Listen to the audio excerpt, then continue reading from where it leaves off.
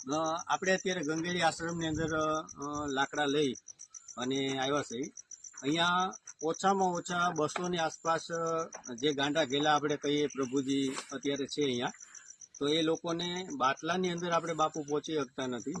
તો આપણા મેંદરડા તાલુકાની અંદર 8 થી 10 ગામની અંદરથી આપણે એક રિક્ષા કરીએ 8 થી 10 કિલોમીટરની અંદરથી, તો અહીંયા લાકડાની વ્યવસ્થા પણ થઈ જાય.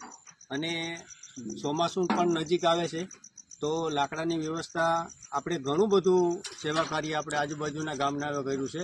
તો એક સેવા આપણે એવી કરવાની છે કે બાપુને આપણે પૂરતા લાકડા આપણા ખેતરની અંદર કોઈ હળી જતા હોય છે અથવા કોઈ પડ્યા હોય, વેસ્ટ પડ્યા હોય, તો એ લાકડા આપ ત્યાંથી ભરી આપનું રિક્ષાનું ભાડું, ભરવાની મજૂરી સહિત આપણને અહીંયાથી મળી જાય.